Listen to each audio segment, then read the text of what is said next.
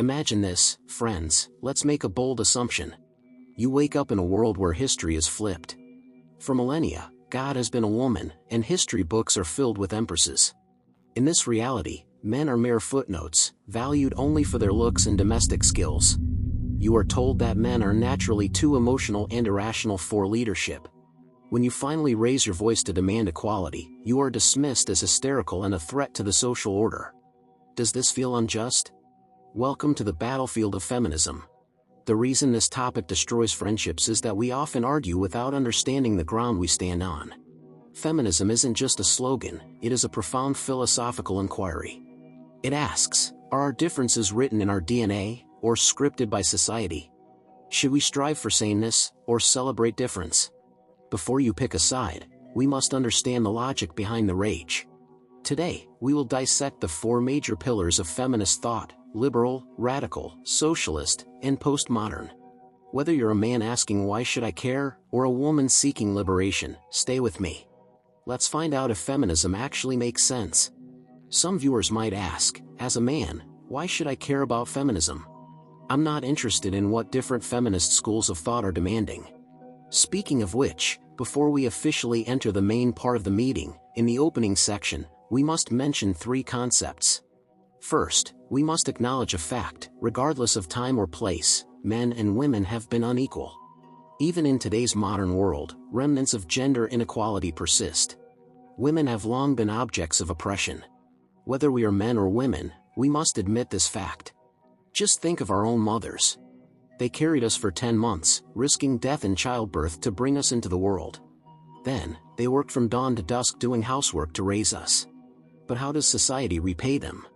If a woman looks for a job, although society doesn't say it explicitly now, workplace gender discrimination still exists, doesn't it? Many people believe deep down that women are naturally less intelligent and capable than men. Women are seen as irrational, weak, hysterical, and inferior, therefore unfit for important responsibilities, existing only as helpers to men. Therefore, in this male-dominated patriarchal society, a woman's self-identity has always been othered, meaning she defines herself through the male gaze. Consequently, women have always been sexualized, defining themselves as sexual objects for men. For example, women are constantly judged by their appearance, aren't they? Coerced by appearance and living in long-term anxiety about their looks. Ultimately, this is all caused by women being considered an inferior gender in this patriarchal society. So, this is a fact we must admit: for a long time, men and women have been unequal. The second concept is that whether we are men or women, we should advocate for gender equality. Why should men also advocate for gender equality? Because first of all, if you acknowledge that women are also human beings, then equality between people is a value worth pursuing. If women are still oppressed, then men are not liberated either. Secondly, the degree of gender equality is also a mark of whether a society is progressive. Marx said that social progress can be measured by the social position of the female sex. We hope the society we live in is civilized and progressive, so we hope for gender equality. If we can agree on these 2 points, then what are we arguing about in this episode? This brings us to the third point. There is debate about how specifically to achieve gender equality. Is it a slightly more left-leaning equality, or a slightly more right-leaning equality? Different feminist schools of thought have very different views, and they even argue among themselves. Today, we will introduce 4 typical feminist schools of thought: liberal feminism, radical feminism, socialist feminism, and postmodern feminism. Of course, for each school we introduce, we will also share criticisms from other schools. Finally, you can judge which feminist school's demands make more sense. Okay, let's enter the main part of the meeting. First, let's explain what feminism is. Many people get a headache and can't understand when they see feminist thought. As mentioned before, feminism is supported by philosophical concepts, right? Once philosophy is involved, a bunch of jargon comes out that makes no sense. Moreover, philosophy isn't just one single school, therefore, the feminism derived from it also has many schools, looking like a tangled mess. So, many of us often hear the term feminism or women's rights, but actually don't know what it's really saying. Below, I will draw a very simple and clear mind map for you, so you can understand what feminism is at a glance. Actually, although various schools of feminism differ greatly, as long as it is feminism, its underlying pursuit is to achieve gender equality. To achieve gender equality, one must answer the following two basic questions. Question 1 is a factual question, and question 2 is a value question. The factual question is, are gender differences determined by nature or constructed by nurture? This is a question of reality, meaning whether men and women are the same. The value question is an ought question, meaning whether men and women ought to be the same. All schools of feminism are answers to these two basic questions. For the factual question, there are two answers. Answer 1 is determinism, gender differences are innately determined and unchangeable. Answer 2 is constructionism, gender differences are constructed by society and culture later in life, and thus can be changed. For the value question, there will also be two answers, or two propositions. Proposition 1 advocates for sameness, identity women should strive to be the same as men. Proposition 2 advocates for difference, we are different, and women should not strive to be the same as men. Okay, based on the answers to these two basic questions, four types of combinations arise. Various schools and isms within feminism are products formed by different permutations and combinations of these four answers. Two answers paired with two propositions means 2 times 2 equals 4, so logically there are 4 types of feminism. If it's answer 1, determinism, paired with proposition 1, sameness, this combination produces an empty set, right? You can't believe that men and women are factually different but normatively advocate that they ought to be the same, wouldn't that be contradictory? So, answer 1, determinism, can only be paired with proposition 2, difference, to produce substantive content. That is, gender differences are innate, so we are different. The subtext of the slogan "we are different" is actually saying we are more excellent and superior than you. It depends on whose mouth it comes from. If "we are different" comes from men's mouths, it means men are better than women, which is male superiority over females. This is traditional patriarchy, or masculinism. If "we are different" comes from women's mouths, meaning women are better than men, which is female superiority over males, this is the school of radical feminism. Then answer 2, constructionism, paired with proposition 1, sameness gender traits are constructed postnatally, and in terms of value, we should pursue consistency between men and women. This pairing can derive 2 different schools of feminism, depending on what you view as the most essential attribute of human nature. If you believe the essence of human nature is reason, rationality, as stated by Enlightenment, that derives liberal feminism. If you believe human nature is determined by the mode of production of social material, which is the stance of historical materialism, that derives socialist feminism. Then answer 2, constructionism, paired with proposition 2, difference, produces postmodern feminism. Innately, people are not locked in by gender, and postnatally, we should pursue infinite variety and difference. In summary, based on these 2 basic questions, 2 answers, and 2 propositions, 4 feminist schools were generated. These 4 feminist schools are exactly the mainstream schools of feminist thought today. Other schools can also be classified into these 4 typical mainstream schools.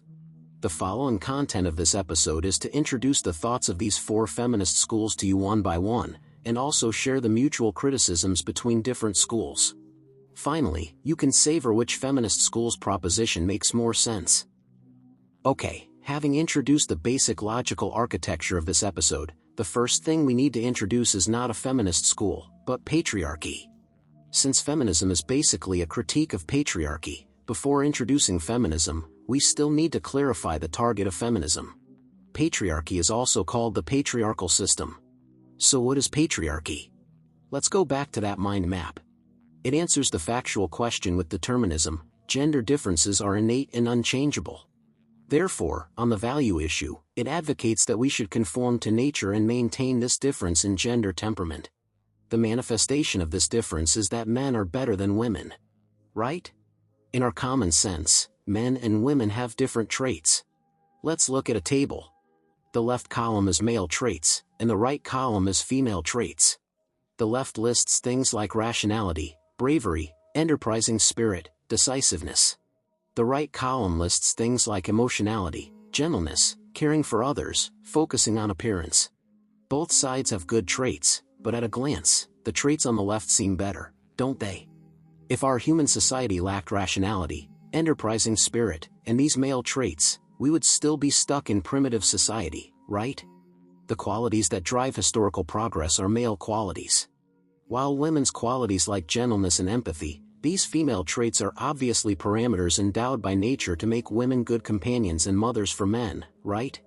God saw Adam was too lonely, so he took a rib from Adam and created Eve. Of course, this biblical story is just a metaphor. There is actually scientific evidence for men being superior. For example, some people often cite evolutionary psychology to argue for patriarchy. They say gender differences in temperament are innate and unchangeable because they evolved and are rooted in our genes. They say in the ancient hunter-gatherer era, men were responsible for hunting and women for gathering fruits. Hunting made males evolve to be more enterprising, men secreted more testosterone, becoming unyielding and more likely to accomplish great things. Whereas women gathering fruits didn't have to take risks, secreted less testosterone, were less likely to accomplish great things, and were prone to submission and compromise. Moreover, since males are sperm holders, they tend to be more extroverted, liking to cast a wide net, and thus are more pioneering. Females, as egg holders and having an awareness of pregnancy risk, developed personalities that are more reserved and conservative. There are also some statistical studies. For example, former Harvard President Lawrence Summers said that the standard deviation of the normal distribution of male IQ is larger, so geniuses are more likely to appear among men, while the standard deviation of female IQ is smaller, so women generally appear mediocre. Of course, these are some so-called scientific, STEM field studies about men being superior. When it comes to the humanities, philosophers and writers in history have basically spewed chauvinistic remarks everywhere. For instance, the ancient Greek philosopher Aristotle said that the relationship between male and female is naturally one of superior and inferior, that is, ruler and ruled. This principle is universally applicable among all humans. The French philosopher Rousseau said that men can survive without women, but women cannot survive without men. For them to obtain the necessities of life and maintain their status, we must be willing to provide them with necessities, we must be willing to maintain their status, and we must believe they are worthy of enjoying these things. All education women receive is related to men, to please men, to be helpful to them, to gain their love and respect, to raise them when young, to care for them when grown, to offer counsel and comfort, to make their lives pleasant. All these are women's duties at all times, and we should educate them this way from childhood. The German philosopher Schopenhauer said that the most suitable profession for women is nursing and educating children because they themselves are actually very childish, frivolous, and short-sighted. In a word, their entire life is essentially that of a big child, an intermediate between a child and a strict adult. From this perspective, women's nature is to obey, women demand to be dominated. When young, the master is a lover, when old, the master is a priest. Even Kant, the Enlightenment philosopher who shouted for freedom and equality all day, had double standards when talking about women.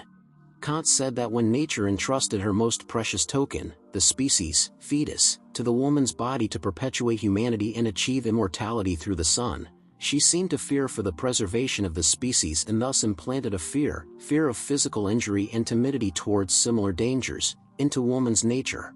This weakness gives women the legitimate right to demand protection from men. As for learned women, their reading is like wearing a watch. Wearing a watch is to let others see they have it, even though the watch is actually stopped or has never run accurately. The German philosopher Hegel said that women can of course be educated well, but they are naturally unfit for higher sciences, philosophy, and certain artistic creations. These all require something universal. If women lead the government, the country will be in danger because they do not act according to universal standards but according to momentary preferences. Women, somehow, seem to be educated through an atmosphere of representation. They are educated to a large extent through practical life rather than through acquiring knowledge. Of course, we only listed remarks about women from a few of the most influential philosophers. In fact, over 90% of philosophers in the entire history of philosophy have too many chauvinistic remarks. This doesn't mean philosophers are more likely to be chauvinists, but rather that our entire traditional common sense, and even today's common sense, mostly defaults to male superiority. This isn't a problem of philosophers, philosophers just like to express opinions. The root lies in the entire cultural tradition being patriarchal. Of course, patriarchy also has requirements for men. It requires men to shoulder men's obligations, right? Men must earn money to support the family, men must take care of wives and children, and it's an all-encompassing care, right? Women can't live without men's domination, so men must act like men and take good care of women and children, provide enough living expenses, and support women.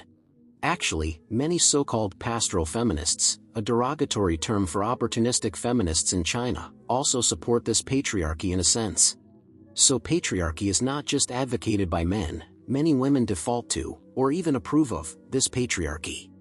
For example, many older women in the Eastern world, like Japan and Korea, basically default to patriarchy, right? When educating the next generation of young women, older women often teach from a patriarchal perspective, saying things like, hey, you need to be a good wife and loving mother in the future, support your man well, so your man can bring you happiness, right? Okay, having introduced patriarchy, logically, after introducing each ism in this episode, we should introduce criticisms of it. We won't specifically introduce criticisms of patriarchy here because all the feminist schools to be introduced below are criticisms of it. Okay, so now let's enter the introduction of feminism. The first school we will introduce is liberal feminism. Liberal feminism is a pairing of constructionism and sameness, identity. Let's talk about constructionism first. Liberal feminism's answer to the factual question is that the differences in personality and temperament between men and women are not innately determined, they are constructed postnatally and thus can be changed. Of course, we know there are differences between men and women are different physiologically. However, these physiological differences are not enough to affect women's success in careers and happiness in life. Qualities conducive to career success and happiness, such as rationality, conscientiousness, and enterprising spirit, can completely be cultivated in women through postnatal education.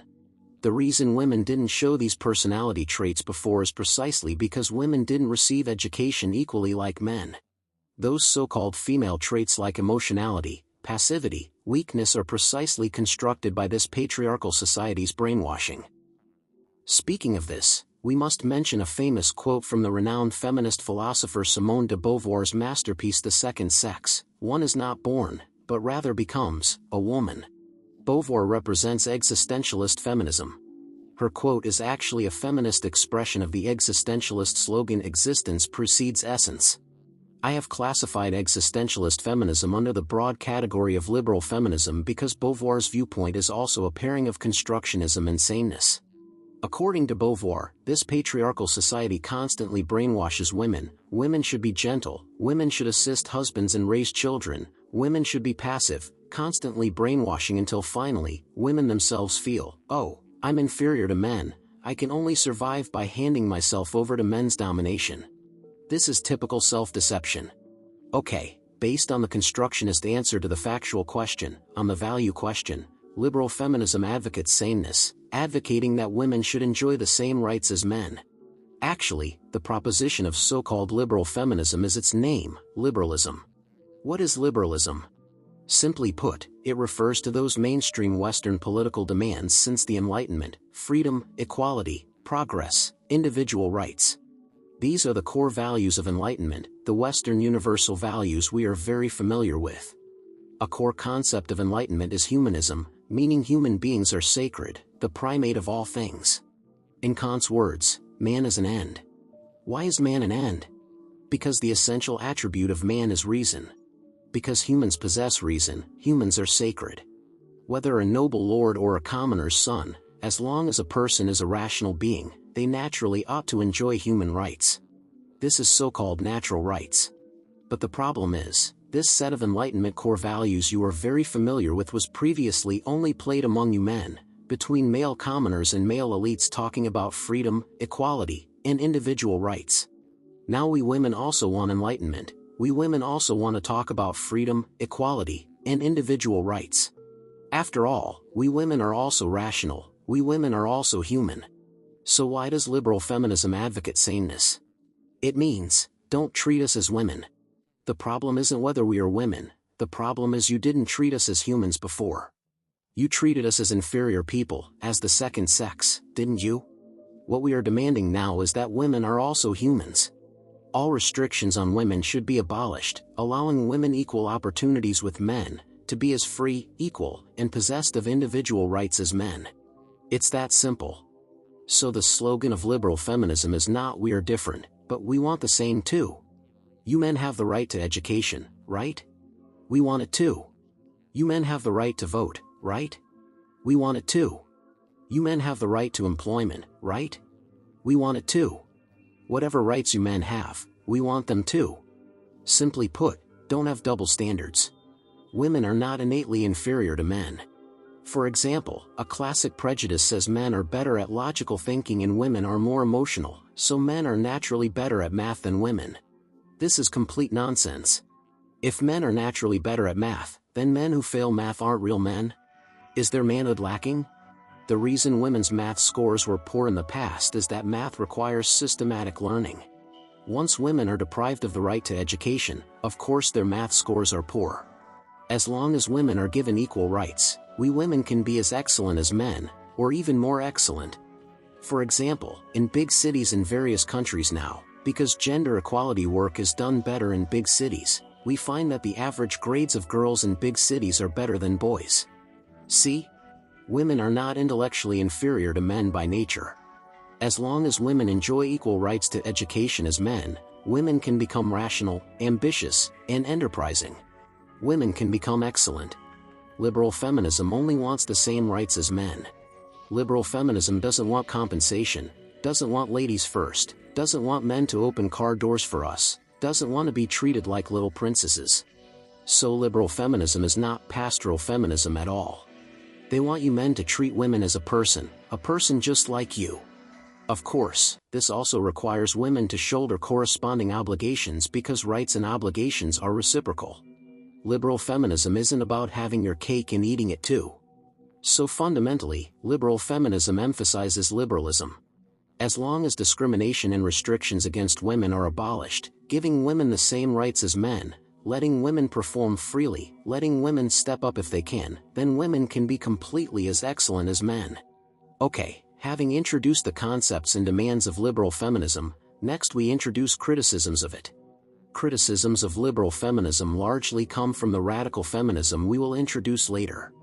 Their criticism, simply put, is, don't become a manly woman. How so? You liberal feminists gave up difference to pursue sameness, pursuing that we women should also be like men. But the problem is, can we women really be the same as men? According to this sameness pursued by liberal feminism, we women have to discard some female traits in us and desperately twist ourselves into manly women. This is measuring women by men's standards. This is still a product of patriarchal thinking. The problem isn't just whether we women can twist ourselves into manly women, the problem is even more that even if we forcefully twist ourselves into manly women, can we beat men? Impossible. Why impossible? Think about it. You liberal feminists pursue process equality, not outcome equality. Because liberal feminism firmly believes that women's natural abilities are not worse than men's. As long as women are given equal rights and allowed to perform freely, women won't lose to men in the outcome. But is that really so? Can process equality lead to equality with men in outcome? Radical feminists think of course not. And this is indeed not because women's natural abilities are worse than men's, but because all the rules of the game in the existing patriarchal society were made by men.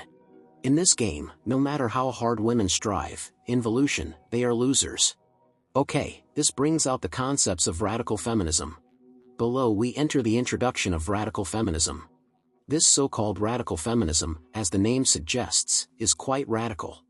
What is its thinking? Continuing from radical feminism's criticism of liberal feminism, you liberal feminists delusionally want to join this patriarchal society where men make the rules in a free and equal way. This thinking is wrong. Radical feminists believe the existing patriarchal society is rotten to the core and unchangeable. Sisters, don't delusionally try to join anymore. We aren't playing this old game. We want to tear it down and start over, build a new stove. Why does radical feminism think the existing patriarchal society is rotten to the core? This goes back to radical feminism's answer to the factual question. Radical feminism stands on determinism, Male and female traits and thinking are different and are innately determined and unchangeable. And this existing patriarchal society was established by men based on male thinking from the very beginning. Its various rules of game are not suitable for women to play in at all. For example, aggressiveness and ruthlessness. This is men's nature, a game men love to play in their bones. But women's nature doesn't have this gene for aggressiveness and ruthlessness. Women's natural advantage lies in being more rich in affinity and empathy, right?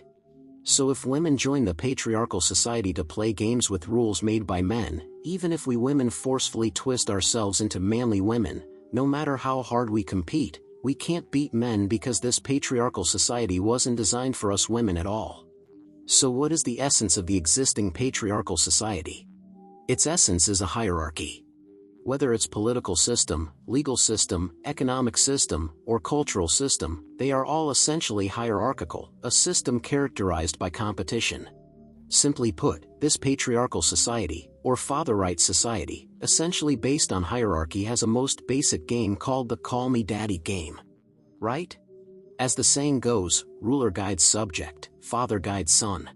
Who calls whom daddy is the primary question of patriarchal society. Whether in ancient or modern times, East or West, the game men love to play most among themselves is the call me daddy game. Right? It's said that friendship between boys is established through who calls whom daddy, isn't it? You are my Jaeger, I am your Hegel says, a struggle for recognition always exists between people. But this isn't between all people, this is something only between men. It's you have to look up to me, you have to submit to me. Men are constantly anxious about who calls whom daddy. They are heartbroken, afraid others will say they are incapable. Making others kneel and call them daddy, establishing their status by suppressing others, this is deeply ingrained in men's bones. In any game, men can play the comparing sizes game. Everything has to be distinguished into big king, little king, jack, queen, king. Do you submit to me or I submit to you? If the issue of who calls whom daddy isn't straightened out, men can't sleep at night. But women are different. Women fundamentally don't like playing the call me daddy game, right? Do sisters care about who listens to whom or who is the boss? Women's thinking fundamentally doesn't care about this.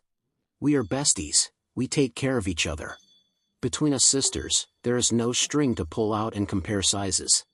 This is because women's nature doesn't love playing the call me daddy game.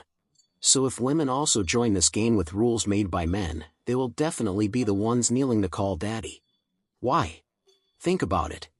Women's affinity and empathy are naturally stronger than men's. This actually makes it easier for women to be PUA'd, pick-up artist/manipulated, in this call me daddy game, right? Seeing you men so anxious, heartbroken, liking others to call you daddy so much. Rolling on the ground, twitching all over. Okay, seeing you men are so pitiful, I'll call you daddy once to let you feel better. As a result, this falls right into the trap of patriarchal thinking, making women forever the oppressed party in this call me daddy game. Right? If this man loses the call me daddy game outside, acting like a grandson to other men outside, when he comes home, he can always still bully his wife, always still make his wife call him daddy, right? Ultimately, let's come back. This is all because male and female natural personality traits are different. In this patriarchal society, due to the discourse dominated by men try hard to bluff saying that men's aggressiveness, ruthlessness, and love for the call me daddy game, these male traits are superior. They constantly brainwash women, making women also think they are inferior. However, radical feminism, represented by the school of cultural feminism, goes the opposite way. Gender traits are innately determined, right? Then those innate traits of us women are not only not worse than male traits but are actually superior traits. Who says being aggressive and ruthless is excellent? Our women's high agreeableness and high empathy are superior qualities. Men's traits are actually inferior. Because men have this Y chromosome, men have many ailments. These ailments lead to hypertrichosis, keratosis, color blindness, deafness, etc. There is sufficient evidence that the female constitution is more resilient than the male. Men are short-lived, while women's average lifespan is longer. Women are natural pacifists, while men are warmongers. Women value relationships between people more, while men are egocentric. Women can experience pleasure all over their bodies, while men's pleasure is limited to the genitals.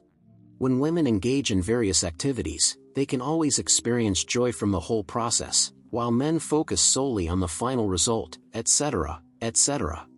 From various aspects, women are superior to men.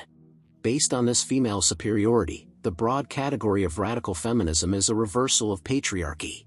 Patriarchy believes differences between men and women are innately determined and unchangeable. Radical feminism believes so too.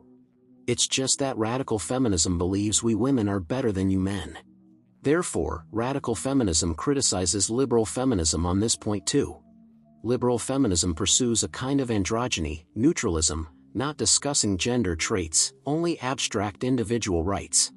Radical feminism does not recognize this neutralism. Where is there any rational, objective, neutral? Rational, objective, neutral is just a myth fabricated by patriarchal thinking.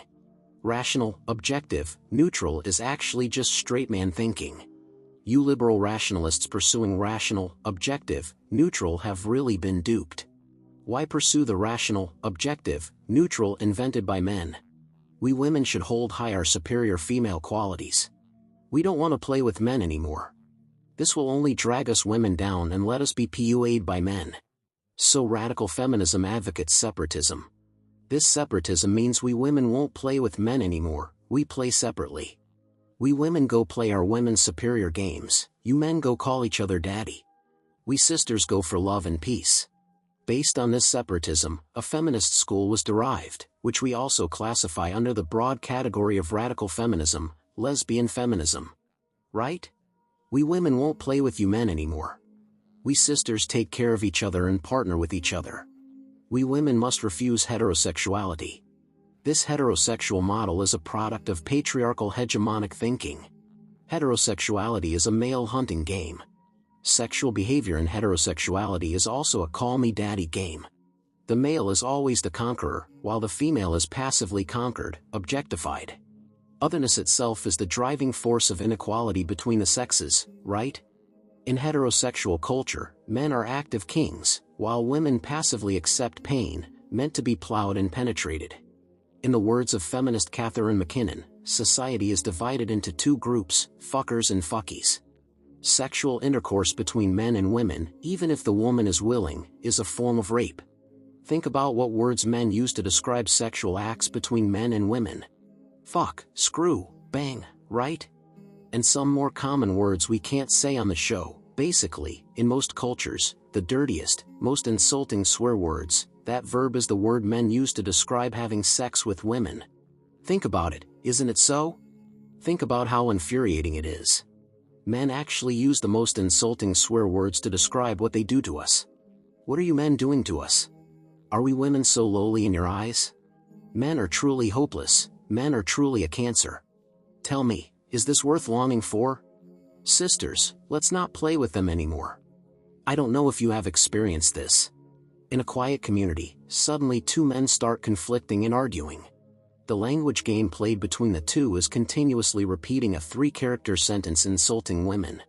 The two constantly repeat it to each other, over and over and over. They can repeat it for a very, very long time. Sometimes it's late at night when the community is especially quiet, all residents can hear the dialogue piercing the night sky. In the quarrel between two men, all women in the community are repeatedly insulted. If an alien visited Earth at this time to observe humans and saw this scene, the alien might write down the following 2 points in his notebook. 1. The essence of humanity is a repeater machine. 2. Men on this planet have immense hatred for women. Coming back. This existing society is a patriarchal society that extremely demeans women. Radical feminists advocate separatism. We women will no longer participate in this patriarchal society, we want to separate from men. Okay, the problem encountered next is, if separated from men, what about women having children? Radical feminists' answer to this is that technological means can completely solve this problem. For example, artificial insemination, in vitro fertilization, cloning technology, artificial wombs. We women can have children without men. Children only need mothers. The existence of fathers is not only oppression of the wife but also oppression of the child's growth. In short, without men, We women will live better. This is the demand of radical feminism. Okay, having introduced the concepts and demands of radical feminism, next we introduce criticisms of it. There are mainly 2 points of criticism against radical feminism. The first point is, are men really our women's enemies? What is an enemy? An enemy is a life or death situation. The enemy is oppressing us, attempting to eliminate us. So if the enemy is eliminated, our lives will become better because of it, right? But is the relationship between women and men this kind of enemy-us relationship? If all men in the world died, or if we women never had any involvement with men again, would our women's lives become better? This is questionable. The second criticism of radical feminism is that radical feminism is actually an inverted patriarchy. Although radical feminism says when criticizing liberal feminism that liberal feminism delusionally attempts to join the patriarchal society's game freely and equally, twisting themselves into manly women, and this is using patriarchal thinking to frame themselves, actually, radical feminism is the patriarchal thinking, just inverted patriarchal thinking, right? We can easily see from this mind map. Radical feminism and patriarchy are both pairings of determinism and difference. It's just that patriarchy advocates male superiority over females, while radical feminism advocates female superiority over males. The essence of both is the same, hierarchy, right? You radical feminists are not pursuing gender equality, you are pursuing tit-for-tat revenge. Yesterday you suppressed me, so now my head is full of thoughts that tomorrow I must suppress you back, right? This is a masochist's revenge psychology. Doing this back and forth will not truly achieve equality between the sexes. Okay, having introduced radical feminism and its criticisms, next we introduce socialist feminism. Socialist feminism is also called Marxist feminism. Of course, this wasn't a feminist theory specifically proposed by Marx himself, but a feminist theory developed by later feminist scholars using Marxist philosophy proposed by Marx and Engels as a blueprint. Socialist feminism and the liberal feminism we introduced earlier both belong to the pairing of constructionism and sameness. They both believe male thinking and female thinking are constructed. So what is the difference between them? This brings us to the difference between the Marxist theory of human nature and the liberal theory of human nature. The liberal theory of human nature is what we often call bourgeois human nature. As we said before, based on Enlightenment concepts, it advocates humanism. The human being itself is most sacred because the essential attribute of humans is reason. Both men and women possess reason. So this bourgeois theory of human nature defines a spiritual existence as the essential attribute of humans. It belongs to idealist philosophy, stressing an abstract theory of human nature, stressing consciousness determines existence. Marxist philosophy does not recognize this abstract theory of human nature. In a class society, there is only human nature with class character, no superclass human nature. How so? We know Marxism is a kind of historical materialism. What is historical materialism? Marx said, the mode of production of material life conditions the general process of social, political, and intellectual life. It is not the consciousness of men that determines their existence, but their social existence that determines their consciousness. Point 1. This means people's concepts, ideas, and thinking are determined by the society's material mode of production. Whether you are male thinking or female thinking, it is determined by the material mode of production. So what does this so-called material mode of production refer to? It is composed of productive forces and relations of production. There is a key issue here, which is the issue of who owns the means of production. Those who own the means of production are the ruling class or exploiting class, the bourgeoisie in capitalist society. Those who do not own the means of production are the proletariat, i.e., the working class. Many people have learned in middle school textbooks in socialist countries about the ruthless exploitation and oppression of the proletariat by the bourgeoisie in capitalist society. Socialist feminism believes that man's oppression of woman is structurally identical to the capitalist's exploitation of the working class. Therefore, man's oppression of woman appears on the surface to be a gender issue, but in substance, it is a class issue. Man's oppression of woman is the exploitation of the female proletariat by the male propertied class. In the eyes of socialist feminists, teacher Marx and teacher Engels proposed a whole set of great, glorious, and correct theories about oppression and resistance between classes back in the day. We feminists just need to fit our issue of women being oppressed into it, right? Okay, let's look at how the bourgeoisie exploits the proletariat.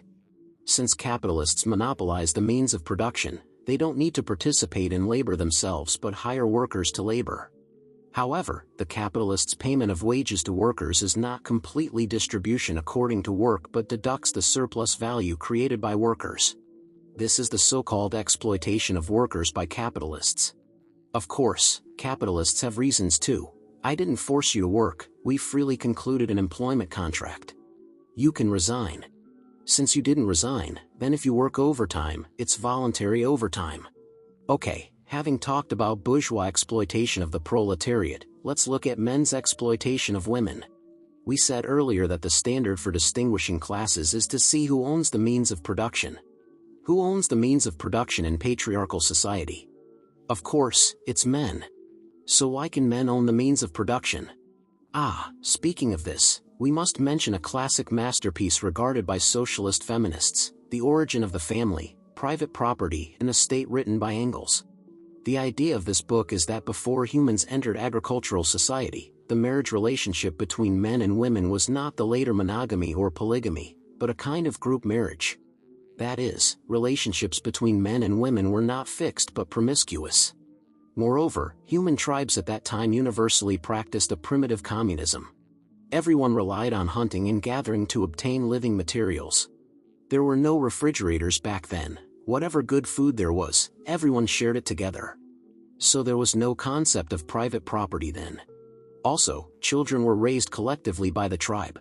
Uncles, aunts, and fellow villagers in the tribe would all help raise the child.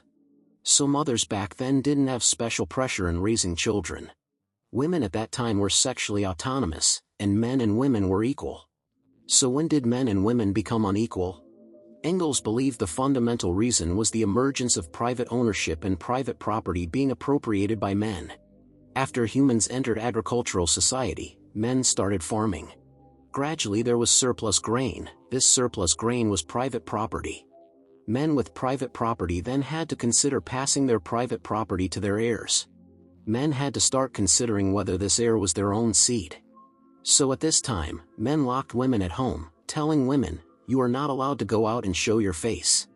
Stay home properly for me, you can only have relations with me alone." This was to ensure the baby born from your belly is my seed. Since then, women have been possessed by men in an exclusive way, locked at home all day cooking, bringing food, washing socks and underwear for men, reduced to free tools for reproduction and labor. The essence of the most traditional family is a class relationship, the exploitation of the female proletariat by the male propertied class. Ultimately, it is caused by the emergence of private ownership and men's monopoly of means of production. Although after agricultural society we entered so-called capitalist society, based on so-called Enlightenment thinking and liberal ideology, it seems women also gained some freedom. On one hand, women can also freely enter factories to work instead of just being housewives. On the other hand, the West universally implemented monogamy, and women choose to marry men based on free love. But these two aspects are actually illusions. First, regarding the former, the capitalist workplace has severe restrictions on hiring female employees. After all, women have to juggle taking care of children and cooking at home, right? Sometimes they can't work as hard as men, right? Men can ignore the wife and children at home, dumping all the widowed-style parenting work on women. So companies are more willing to hire male employees. After all, men control the means of production in the family, and also in society. Men will gang up to force women back home to continue the housewife work of widowed-style parenting.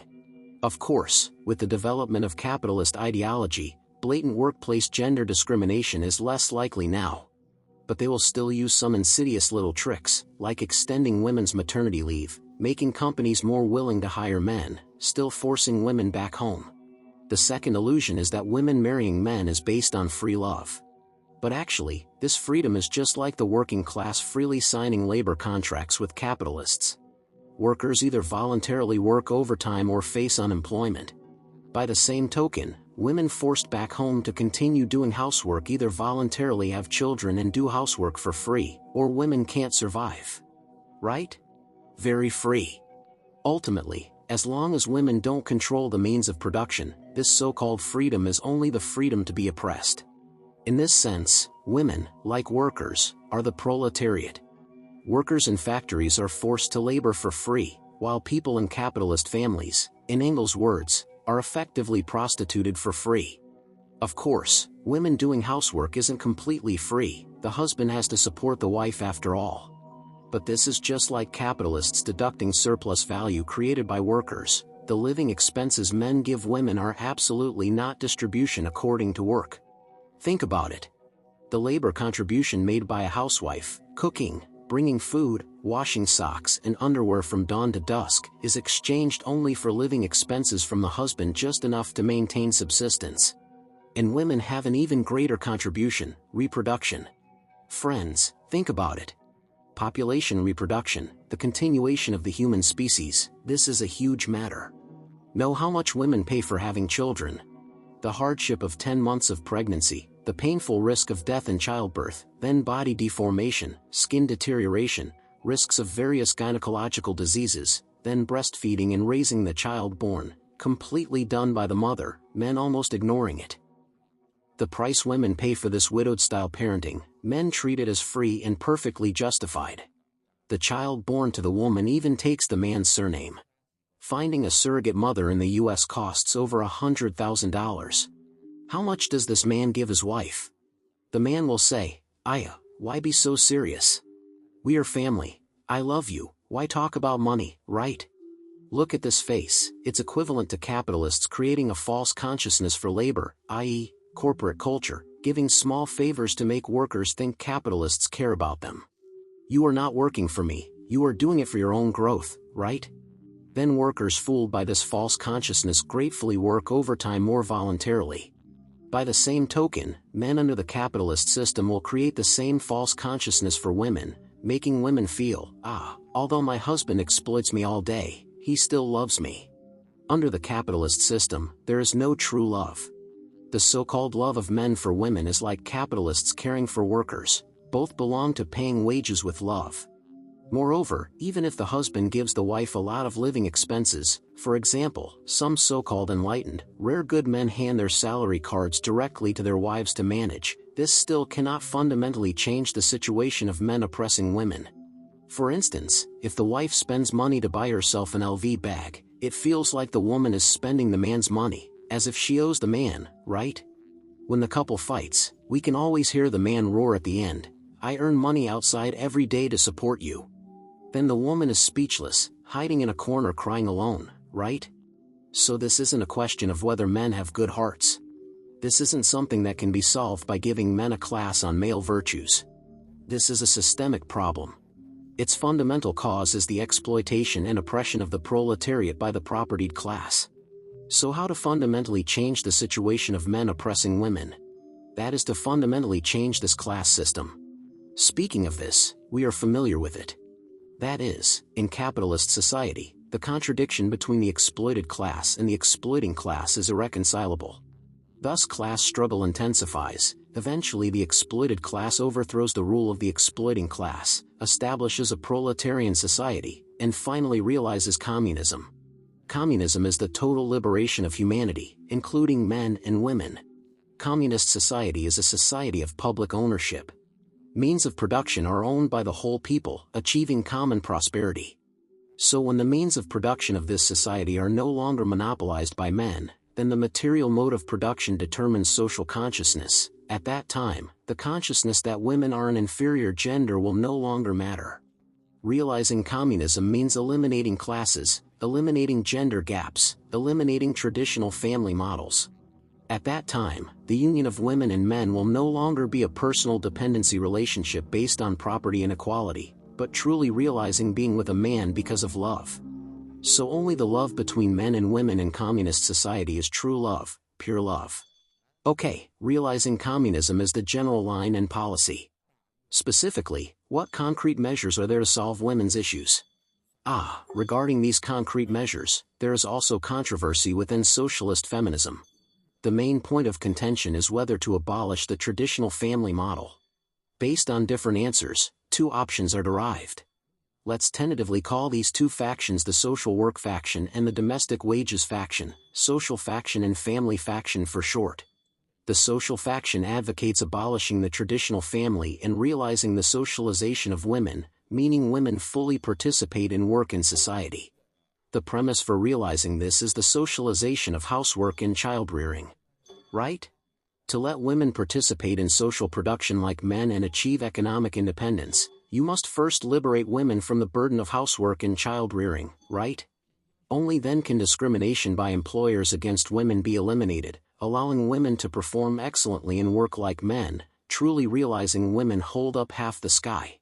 The socialization of housework is easier to understand. We have basically achieved this now.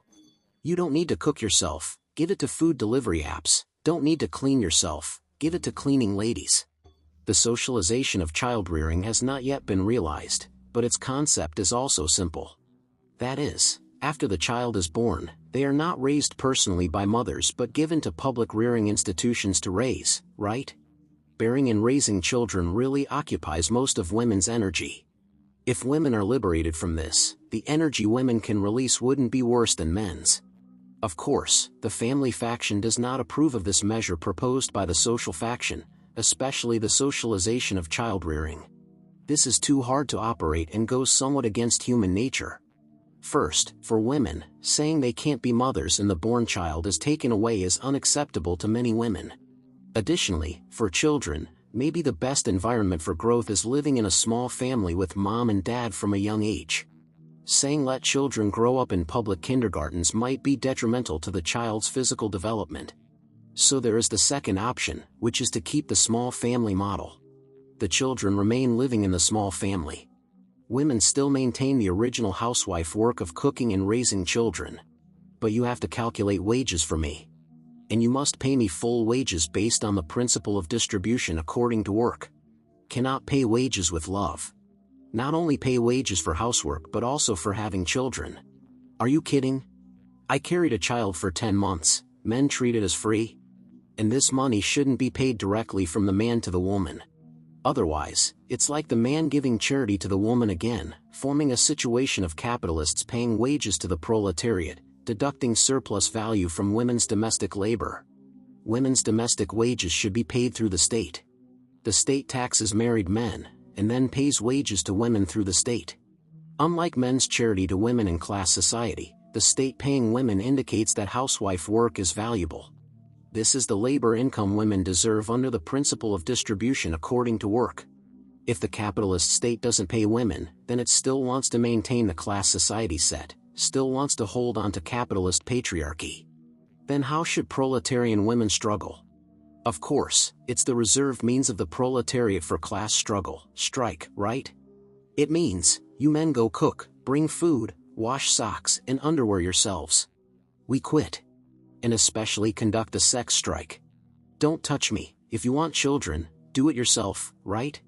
Just like the proletariat makes capitalists panic through strikes, women's strikes will also shake this capitalist patriarchal society tremendously. After all, Western capitalist society needs women to continuously reproduce labor power to continuously harvest leaks, exploit people. Hey, if I don't give birth, let's see what you do, unless full wages are paid. Okay, this is the wages for housework advocated by the family faction. However, the social faction does not approve of wages for housework. The social faction's criticism is that the family faction's advocacy will lock women in the position of housewives. Even if full wages for housework are realized, this will make the vast majority of women skilled in nothing but having children, cooking, and doing housework, which is conversely detrimental to realizing gender equality. So regarding exactly how to achieve gender equality, these two plans are also controversial within socialist feminism. Okay, having introduced the concepts and demands of socialist feminism, next we introduce criticisms of it. There are mainly 2 points of criticism against socialist feminism. The first point is also a criticism of all feminisms advocating sameness. Socialist feminism doesn't emphasize gender differences between men and women either, stressing that whether male thinking or female thinking, both are determined by the material mode of production. But you attribute the women's issue to a class issue. Isn't this canceling the women's issue? Right? This so-called Marxist feminism, is it still feminism? Couldn't you just talk about Marxism? Adding the word feminism at the end seems indifferent. This leads to the second criticism: does the relationship between women and men really completely correspond to the relationship between the proletariat and the bourgeoisie? Is the situation of the oppressed wife and the exploited worker really the same situation? Is patriarchy really equivalent to capitalism? We know Marxism is a great, glorious, and correct theory tested by history, but Marx and Engels proposed Marxism more to solve political and economic problems. If Marxism is completely transplanted to feminist issues, is this a bit forced? Is this committing the error of mechanical application and copying? Okay, having introduced socialist feminism and its criticisms, next we introduce postmodern feminism. Postmodern feminism is a pairing of constructionism and difference. Like liberal feminism, postmodern feminism also believes gender temperament is not innately determined but constructed by culture postnatally. However, unlike liberal feminism, which pursues becoming a neutralized woman, pursuing sameness, postmodern feminism pursues a kind of difference. And note, this difference is different from the difference pursued by radical feminism. Because radical feminism believes women are innately determined to be women, right? Their gender is locked. So the difference pursued by radical feminism can only be the difference of becoming a more womanly woman distinct from men. But postmodern feminism, not being locked by determinism, everything is postnatal cultural construction, can let themselves go, right? Gender doesn't need to be locked so tightly. I can use male traits, and I can also use female traits. Can have a bit more, can have a bit less. Since gender doesn't need to be locked so tightly, postmodernism pursues dissolving a fixed gender identity, identifying with a typical demand, queer theory. What is queer theory? Simply put, gender shouldn't be locked so tightly. Gender identity is not fixed, it can flow. Because it's all postnatal construction. Then a physiological male individual and a female individual can be vastly different and varied in temperament. The division of gender does not exist as a fixed male-female dichotomy. If you insist on dividing, it can't just be divided into male, female, and LGBT, but countless types without specifics. This postnatally constructed social gender temperament is a continuous, gradual spectrum, and this spectrum is fluid. Why does postmodern feminism have this proposition? We still need to understand the concept of postmodernist philosophy. Of course, what postmodernism is hard to explain clearly. Postmodernism flaunts uncertainty, difference, and fluidity. Postmodernism fundamentally won't admit it is an ism with specific propositions. If you can explain postmodernism clearly and understandably, then what you are explaining is definitely not postmodernism. However, we can roughly understand postmodernism through a keyword, deconstruction. We usually also call postmodernist philosophy deconstructionist philosophy. What does it want to deconstruct? It wants to deconstruct everything. The three rationalisms mentioned earlier, plus patriarchy, postmodernism wants to deconstruct all four isms, criticize them all. It's like hitting everyone with 50 boards, everyone present is rubbish. Why does postmodernism make this table-flipping move? Know that postmodernism, as a postmodern philosophy, wants to deconstruct the foundation of traditional philosophy. The previous three rationalisms plus patriarchy are all built on the foundation of traditional philosophical concepts. So if the foundation of traditional philosophy is deconstructed, won't these four isms collapse? Right? So what is the foundation of traditional philosophy? In the view of postmodernism, traditional philosophy has two main foundations, binary opposition and grand narrative. Actually, these two are connected. Postmodern feminism deconstructs binary opposition, thus deconstructing patriarchy and radical feminism. Postmodern feminism deconstructs grand narrative, thus deconstructing Enlightenment and historical materialism. Okay, let's talk about them one by one. First, deconstructing binary opposition. What is binary opposition? Know that in human thinking, especially this straight man thinking, logocentrism, the mode of thinking is binary opposition. Many concepts appear in pairs. For example, man and woman, light and dark, yin and yang, good and evil, subject and object, reason and emotion, necessity and chance, etc. And in this opposing binary, one element belongs to the center, the other to the margin. The former is internal, the latter external. Simply put, one element is superior, is daddy, and then this superior one will dominate the inferior other. This is a typical diode thinking, right? Either you submit to me, or I submit to you. This is a stereotype in human thinking. What postmodernism wants to deconstruct is this diode thinking of binary opposition. In the eyes of postmodern feminism, patriarchy and radical feminism both belong to diode thinking of binary opposition. Either male superiority over female or female superiority over male. Although these two seem exactly opposite, their underlying structure is identical, both are binary opposition. Postmodernism's deconstruction approach to binary opposition is to point out that this opposing binary, seemingly incompatible, actually has identical underlying logic. Just stop fighting, you're on the same team. Let's look. Patriarchy and radical feminism's answer to the value question both advocate difference, demanding men and women be different. But the difference they talk about isn't just difference in the literal sense. Not the difference of gentlemen seek harmony but not uniformity. Know that when we humans say difference, or distinct, or not the same, we are actually talking about hierarchy, right? This is human discriminating mind. The subtext of difference is that there is a distinction between high and low. What is we are different? We are different means we are high quality, we are awesome, we want to suppress you, right? The difference advocated by patriarchy and radical feminism is actually a hierarchy. What postmodernism wants to deconstruct is this hierarchical thinking of binary opposition where either you dominate me or I dominate you. It is deconstruction. Deconstruction does not mean tearing down and starting over. It's not overthrowing the high element and then supporting the low one to lead. This kind of regime change overthrow is still hierarchical thinking of binary opposition, not true deconstruction. True deconstruction is to dissolve this binary opposition structure. So how to deconstruct? Know that postmodernism also advocates difference. But this difference is no longer the hierarchical difference with high and low distinctions. The difference advocated by postmodernism, in the words of French philosopher Derrida, is difference. This difference is a word invented by Derrida. He changed a letter in the French word for difference, to call it difference. He changed the letter to get rid of the hierarchical meaning of high and low carried by the original word difference. This difference means there are differences between men and women, but this difference is deferred.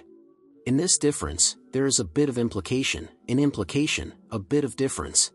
Between men and women, it is not an either/or relationship, but a neither this nor that, both this and that relationship. This means the difference between men and women is not a simple similar difference, but a complex, loose, fluid difference. Putting it simpler, men and women are different, but men and women can also be similar. Men can be like women, women can be like men. Even simpler, gender shouldn't be locked so tightly. Because once you lock gender so tightly, binary opposition diode thinking like is it male superiority or female superiority will inevitably appear. So in this sense, postmodern feminism uses Derrida's thought of deconstructing binary opposition to advocate a kind of queerism. This postmodern feminism not only opposes the dichotomy of gender but also opposes the label of gender itself. We must know that queerism opposes identity politics. Don't say you are a man or a woman, black or white, and then you have to speak for the identity group you represent. Don't do that, you represent no one. You are just yourself. Because any identity is a label. This label is a manifestation of the discriminating mind. It's about comparing with others, wanting others to kneel and call daddy, right? So when your mind is always filled with the gender label, you can't truly achieve gender equality, right? Your mind is always thinking about which gender is better. This is the discriminating mind. To truly achieve gender equality, one must remove the gender label. When there is no string of gender in your mind, then everyone is naturally equal. This proposition of postmodern feminism not only liberates women but also liberates men. Many men want to show some traits traditionally considered female, such as gentleness, crying easily, but get discriminated against, mocked, called sissy, right? Right? There's a song called "It's Not a Crime for a Man to Cry." Look, isn't this funny? If a man wants to cry, he has to have this psychological burden. If you want to cry, just cry. The difference advocated by postmodern feminism is not just the difference between men and women, but also differences within women, and differences within men. Simply put, everyone is unique. I am me, a firework of a different color. Note, saying everyone is unique here doesn't mean everyone should feel good about themselves and feel superior to others.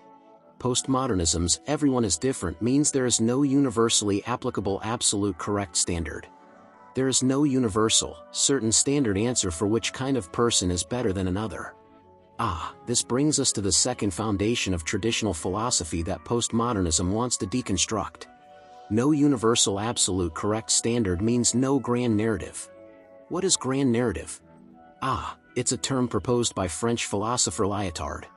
In our context today, simple understanding, it can also be understood as a kind of foundationalism, essentialism. Can also be understood as a kind of metaphysics. Its manifestation is a kind of totality. What does this mean? It means this grand narrative wants to be like mathematics and physics, based on a self-evident first principle, this first cause, this God axiom, and then logically rigorously deduce a whole set of rational, objective, neutral truth systems, forming a great, glorious, correct big truth, big system. Then, acting according to this absolute truth, we can guide our urban life and let human history march towards ultimate supreme good. Lyotard calls this grand narrative.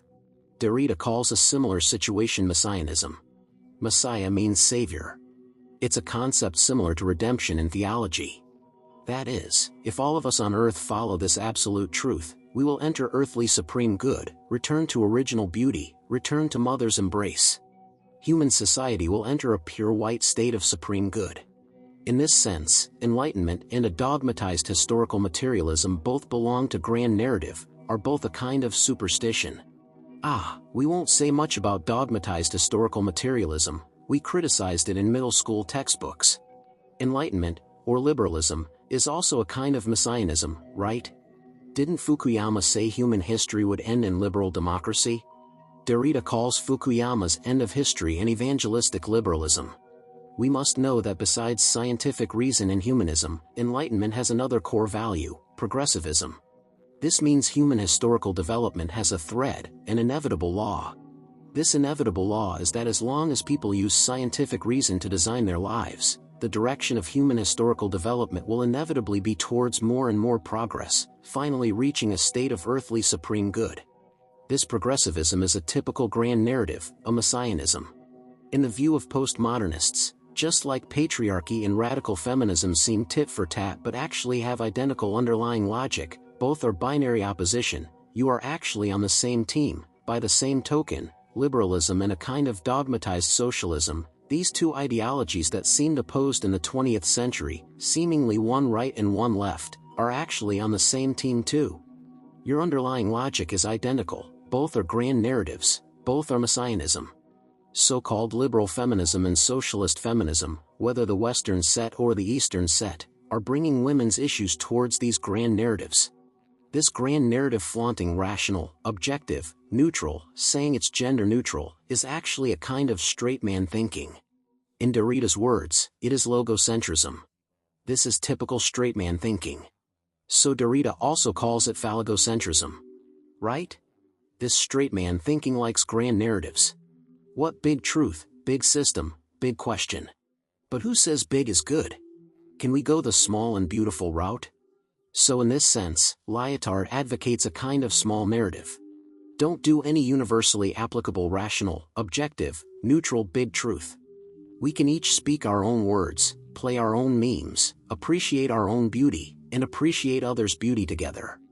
This straight man thinking stressing rational, objective, neutral grand narrative typically manifests as an attachment to certainty. Right? Like some boys pursuing girls. Haven't met twice, haven't really hung out. The guy comes up and asks the girl directly, just say if it works or not. Let's fall in love now, just give me an answer. If you say yes, we go have sex directly, then get married. If you say no, I'll go back to reading Kant, right? If you don't give an answer, I'm on pins and needles. Dead or alive, give me a definitive smell, right? You can't say it's Schrodinger's cat. In Derrida's words, it's ontology, spectrality, right? Don't hang me, how does this history end? Is it dead or alive? You have to give a definite word. You can't say it's a ghost. Another manifestation of this straight man thinking's attachment to certainty is that straight men always like to ask this question: what is the end of blah blah blah? For example, what is the end of science? Oh, the end of science is math. Then what is the end of math? Oh, the end of math is philosophy. Then what is the end of philosophy? Oh, the end of philosophy is theology. Then what is the end of theology? Anyway, must anchor to an end. But this metaphysical language game, asking like this, is endless. Where do so many ends come from? What the end of science, the end of history, all belong to the grand narrative of phallogocentrism. So what to do with this grand narrative of phallogocentrism, this straight man thinking? Just like deconstructing binary opposition before, after pointing out this straight man thinking, it's not about replacing it with straight woman thinking, otherwise it's binary opposition again, falling into the stereotype of grand narrative again. What we need to do is deconstruct it. We are not going against these grand narratives, but not treating it as absolute truth, but treating it as a discourse. No grand narrative, no absolute truth, everything is discourse. What is discourse? Simple understanding, discourse means meme. No grand narrative, everything is a meme. Think about it, does the vitality of a meme lie in it being truth? No. It's just that many people repeat this meme, so the meme becomes a meme. Why suddenly a lot of people repeat this meme for a period? No reason. Inexplicably, so many repeater machines started playing this rotten meme. Finally, postmodernism deconstructs to the end, including various feminisms are considered products of phallogocentrism, products of straight man thinking. Because once you establish any ism-seeking universality, you fall into the stereotype of phallogocentrism. French philosopher Foucault said, "When we resist oppression with opposing discourse, we still fall into the regulation of discourse." So we said before that postmodernism does not consider itself an ism because it is all about deconstruction. But if you propose an ism with specific propositions, even if you advocate anti-phallogocentrism, this centrism is still a kind of phallogocentrism. Saying this doesn't mean postmodern feminism is opposing feminism itself or opposing gender equality. Instead, it says there isn't a single, universal, grand narrative-style feminism. Otherwise, this is another feminism under straight man thinking. The feminism promoted by postmodern feminism promotes a small narrative feminism. Just playing your own memes is enough. No unified standard. Just in your messing around, speaking your own words, appreciating your own beauty, what is it for? It's to prevent the formation of grand narratives. Because in the view of postmodern feminism, the greatest harm to gender equality is not the gender of men, but traditional straight man thinking. Okay, finally, let's summarize postmodern feminism. Postmodern feminism, based on the concepts of postmodern deconstructionist philosophy, deconstructed the foundation of traditional philosophy. It hits all previous feminisms with 50 boards. By deconstructing binary opposition, it deconstructed patriarchy and radical feminism. Gender shouldn't be locked too tightly. By deconstructing grand narrative, it deconstructed enlightenment and historical materialism. Left and right shouldn't be locked too tightly either. So since gender, left, and right shouldn't be locked too tightly, postmodernism advocates a kind of uncertainty and fluidity in gender and gender integration. Okay, having introduced the concepts and demands of postmodern feminism, next we introduce criticisms of it. Criticisms of postmodern feminism can be discussed from two levels, theoretical and practical. First, criticism on the theoretical level is also the criticism many have for postmodernist philosophy. That is, postmodernism's flavor of relativism is too strong, right? Postmodernism stresses let's not mention men are better or women are better, neither is good, both are fine. Then, let's not say going left is better or going right is bad, both are fine. Hey, everyone is a firework of a different color. No absolute correct standard, anyway anything goes. Doesn't this belong to nihilism? This postmodernism stresses deconstructing everything. Actually, this doesn't truly solve the problem but just forcibly dissolves the problem. Then this relativism on the theoretical level leads to the practical level not being conducive to effectively promoting women to fight for their own rights. Know that feminism is a political demand, a struggle to fight for one's rights. And the essence of politics lies in making many friends and few enemies, right? Good guys, You postmodern feminists come to this women's conference, flip the table right at the start, saying everyone present is rubbish. Then what are you struggling for? What is the meaning of your delegation participating in this women's conference? You are here to cause trouble, right? This postmodern feminism wants to deconstruct gender identity, opposes identity cognition. But feminism is about talking class, talking identity. It is about talking our women's gender identity. Know that the identity of women has been the object of oppression for a long time. Recently, female consciousness has just awakened, sisters have just realized they need to fight for women's rights. You postmodern feminists are great, saying at this time to deconstruct female identity. This is equivalent to saying, finally when it's our sister's turn to be the banker, a postmodern feminist jumps out and says, Aya, this card game is boring, let's not play. Are you postmodernists here to cause trouble? Same logic, postmodern feminism wants to deconstruct grand narratives. The ism on the left and the ism on the right are not worth taking seriously. But these men, especially white men, have already used enlightenment or historical materialism to win freedom and equality. Now it's our sisters' turn to also use these isms to defend our results. You postmodern feminism advise our sisters at this time, don't use these grand isms. This is absolutely causing trouble. Moreover, postmodern feminism also leaves an excuse for patriarchy to exonerate itself. That is, when someone violates women's rights and you are preparing to pick up feminism to defend yourself, patriarchy will jump out at this time and say, I am actually a postmodern feminist. Let's not casually attach labels. Don't do identity politics, what female male? Everyone is a firework of a different color. If someone bullies you, just say someone bullies you, judge the case as it stands. Don't make it about men oppressing women, don't escalate it, right? Okay, this is the criticism of postmodern feminism. It mainly concentrates on criticizing postmodernism's tendency towards relativism. So having introduced postmodern feminism and its criticisms, next we enter the meeting summary of this feminism school's argumentation seminar. In this episode of The Big Question, we explored the concepts and demands of various feminist schools. Let's summarize briefly. Let's put it back in that mind map. The division of feminist schools can actually be standardized by answering two basic questions. One is the factual question, one is the value question. Answers to these two questions produce four outcomes, and feminist schools are the products of combinations of these four outcomes. Radical feminism is a pairing of determinism and difference. It believes we women are different, we are superior to men. It's just that in this world where men make rules and play call me daddy, our women's excellent qualities are suppressed. Now we want to break away from this patriarchal society, advocate a kind of separatism. Won't play with men, we sisters start our own stove. Liberal feminism is a pairing of constructionism and saneness. It believes gender differences are only postnatally constructed. So as long as restrictions on women are eliminated, women can be equally excellent. So we women also want to enjoy the same rights as men. Don't treat us as women, we just want to be treated as humans. Socialist feminism is also a pairing of constructionism and saneness. It believes the underlying substance of gender issues is class issues. So as long as class issues are solved, the problem of gender inequality will be solved. Postmodern feminism is a pairing of constructionism and difference. It advocates gender shouldn't be locked so tightly.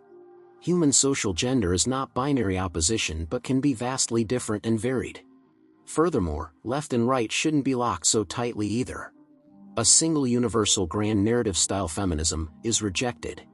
What we need is a kind of small narrative where everyone speaks their own words. Today we introduce these four types of feminist schools. Which one do you think makes more sense? Or regarding the big question of how to achieve gender equality, do you have a better solution? You are welcome to join the philosophers in the discussion of this big question. Their views are finished, now it's your turn to speak. Please comment below the video. Thank you for watching until here. I believe you are also a person who loves thinking and loves life. Please help me by liking, subscribing, and sharing. See you next time.